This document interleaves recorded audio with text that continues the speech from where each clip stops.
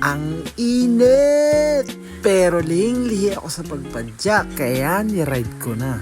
Kaya ang rota ko ngayon ay ang Malaunod Bridge at ang Ticob Bridge. At samahan si Tarob na kargador sa Taiwan sa kanyang Dashi trip. Tara! Woo! Sa Chungli lang naman ako nag-start kaya short ride lang to. Kaso napakadami talagang stoplight dito lalo na pag sa city ka nagsimula. O ayan no, napakainit pa. Sarap din ito malun eh. Babaw pala. Stoplight na naman. At ayun na. Parang bonus round agad ah. Pababa. At nagsimula ng gumanda ang paligid. At may pababa na naman. Pero kinakabahan ako. Paano pabalik nito? Di kita dadaanan mamaya. Pero sulit naman. Kasi biyahe pa lang, busog na mata mo sa mga tanawing ito. Hindi yan. Wait nyo lang, maya kaunti. O ayan, tingnan nyo naman. Di ka. O siya, focus muna ako sa ride. Mag sound trip muna kayo. April Boy, pasok! Di ko kayang tanggapin na mawawala ka na sa akin. Napakasakit na marinig na ayaw mo na sa akin.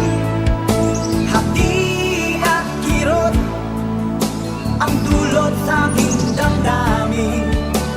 Di ko na kayang mabuhay sa mundo kung mawawala ka sa piling ko.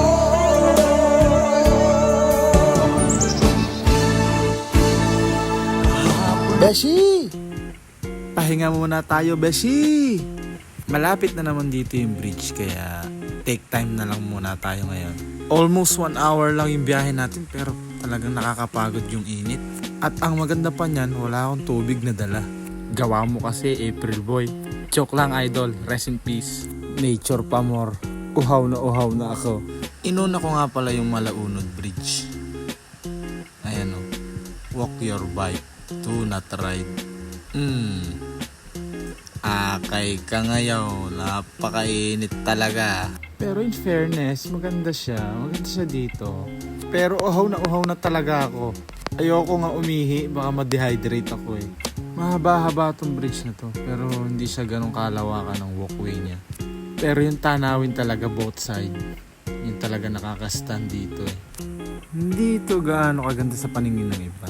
Pero sa isang katulad ko na nature lover, amazed na ako sa mga ganito. Yung kahit simpleng view lang, parang sinasala yung utak mo. Yung parang tinatanggal niya lahat ng stress sa katawan mo. Lahat ng mga negative eme. At ayun, nakatulay na tayo sa isang tulay. So, lipat tayo sa next route natin. Punta naman tayo sa Ticob Bridge.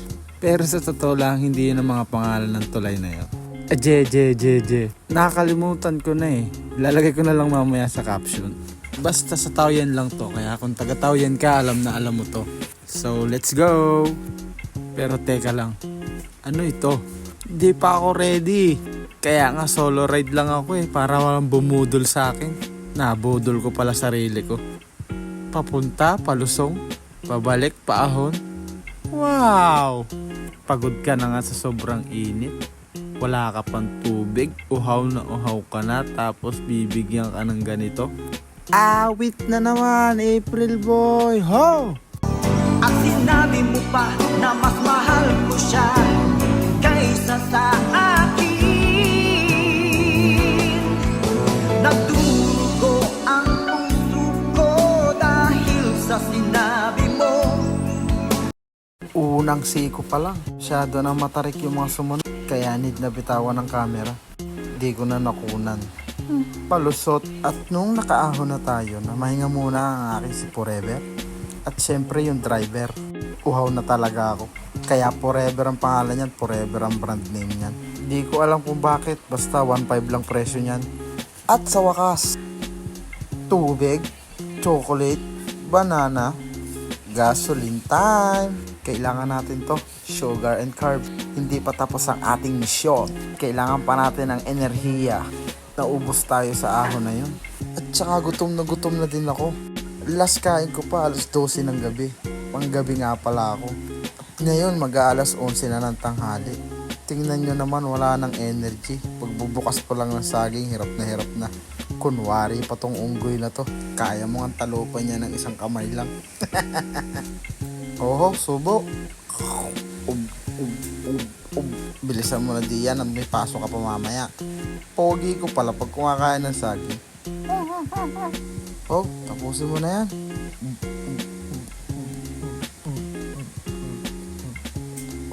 Game. Eto, padyak na ulit. Punta naman tayo sa susunod na tulay na yon. Kaganda naman ang daan din eh. Oh, garni dapat. Alam ko'y malapit na iyon. Idadahan-dahan nila ang natin. Napakaganda ng tanawin din eh. Berding berde ay. May kalaban. Wait, teka lang. Ho! Ya! Utik na iyan. Siga ka? Oh, barni ka. Aray! Takot pala eh. Tapang lang pala kanina. Huwag ka na sumunod. Sinasayang mo oras ko. Kala ko'y magkakagata na tayo eh. So, back to the ball game. Na malapit na tayo. Pero parang may mali. Di ata pwede i-ride dito yung bike. Kaya mo dapat pala. Pero tuloy, pag may sumita na lang, kailangan ko din magmadali eh. Alas 12 na din pasado. May pasok pa ako mamayang gabi. Kaya bilisan na natin.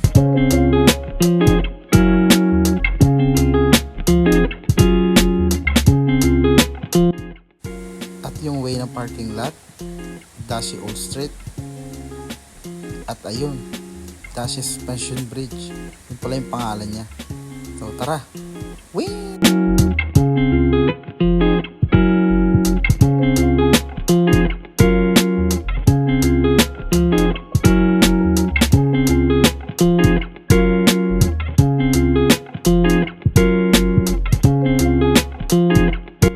Andito na tayo mga kaburat. Sige, enjoy nyo yung view. Let's go!